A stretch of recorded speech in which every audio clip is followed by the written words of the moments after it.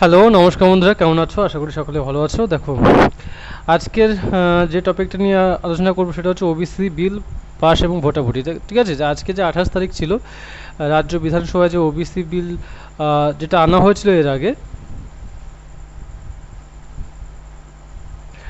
রাজ্য বিধানসভায় যে ওবিসি বিল আনা হয়েছিল, ঠিক আছে, সেটা আজকে আইনে পরিণত হয়েছে। ঠিক আছে, সংখ্যাগরিষ্ঠতায় হচ্ছে দেখো, সংখ্যাগরিষ্ঠতায় কিন্তু পাশ হয়ে গেছে। কীরকমভাবে পাশ হলো দেখো, বিলটির পক্ষে ভোট দিয়েছে কত 187 জন, আর বিপক্ষে ভোট দিয়েছে হচ্ছে শুধু 17 জন। ঠিক আছে, যে আইন এবং প্রশাসনিক অবস্থা, যে এতদিন পর্যন্ত যে ওবিসি সংরক্ষণের যে বিষয়টি ছিল সেটা রাজ্য সরকারের একটি প্রশাসনিক সিদ্ধান্ত হিসাবে ছিল, যা কলকাতা হাইকোর্ট খারিজ করে দিয়েছিল। ঠিক আছে, এই যে ওবিসি সংরক্ষণের যে বিষয়টা সেটা হচ্ছে প্রশাসনিক সিদ্ধান্ত হিসাবেই ছিল, যা কলকাতা হাইকোর্ট খারিজ করে দিয়েছে। এবার বিধানসভায় কি হয়েছে, যে বিধানসভায় বিল পাস হওয়ার ফলে এটা এখন লেজিসলেটিভ সিদ্ধান্ত পরিণত হলো, অর্থাৎ এটা সরকারের অবস্থান আরও শক্তিশালী হলো এবং এক্ষেত্রে এটা আইনে পরিণত হয়ে গেল।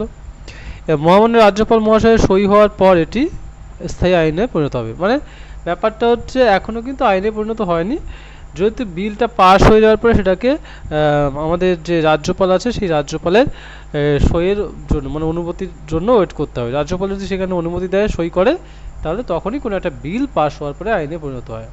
ঠিক আছে, এটা কিন্তু তোমাদের জানতে হবে, এটা কিন্তু পলিটিক্যাল সায়েন্সের যে ব্যাপার, তোমরা আশা করি যারা প্রিপারেশন নিচ্ছ তারা এটা জানো, যে বিল পাস করতে হয়, বিল পাস হওয়ার পরেই সাথে আইনে পরিণত হয়ে যায় না, অ্যাক্টে পরিণত হতে গেলে তাকে আবার রাজ্যপালের, মানে আমাদের রাজ্যের ক্ষেত্রে, রাজ্যের বিলের ক্ষেত্রে আইনে আনতে গেলে সেটাকে রাজ্যপালের দ্বারা হচ্ছে সম্মতি দরকার, মানে সাইন করবে। আর হাইকোর্টের দৃষ্টিভঙ্গি কেমন, হাইকোর্টের দৃষ্টিভঙ্গির সাথে সামঞ্জস্য রেখেই কিন্তু এই পদক্ষেপটা নেওয়া হয়েছে। ঠিক আছে, মোটামুটি তাহলে অসুবিধা হওয়ার কথা নয়। এবার সংরক্ষণের নতুন নিয়ম ও কাঠামো তোমরা এটা দেখে নাও, যে রাজ্যে বর্তমান যে ওবিসি সংরক্ষণ 7% রাখা হয়েছে। আগে কত ছিল, 17%, সেখান থেকে কমিয়ে 7%, মানে 10% কমিয়ে দিয়েছে, 10% কমিয়ে দিয়েছে।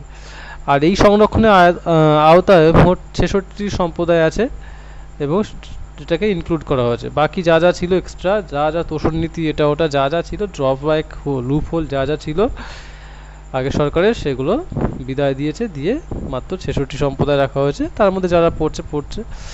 আগে দেখো, এবার থেকে ওবিসি এ এবং ওবিসি বি বলে কোনো আলাদা ভাগ থাকবে না, শুধুমাত্র একটি ওবিসি ক্যাটাগরি থাকবে। ঠিক আছে, ডিটেলস আমি তোমাদেরকে বলে দিচ্ছি। ঠিক আছে, এবার দেখ, পিএসসি মিসলিনিয়াস বা ক্লার্কশিপের মতো যে সমস্ত রেজাল্টগুলো বাকি আছে এবং নতুন বিজ্ঞপ্তির কাজ আটকে রয়েছে। ঠিক আছে, এই দেখো, সেক্ষেত্রে কি মূল দ্বিধাটি ছিল হচ্ছে বিজ্ঞপ্তির এবং ফলাফল 7% মেনে হবে নাকি 17% মেনে হবে।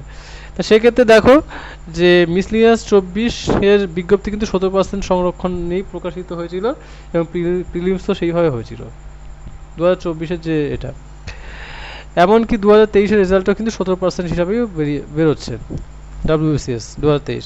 তাই মিসলিনিয়াস, ক্লার্কশিপ, আইডিও বা এমবিআই আরও যে সমস্ত চলমান প্রক্রিয়া ক্ষেত্রে কোনো অসুবিধা হওয়ার কথা নয়।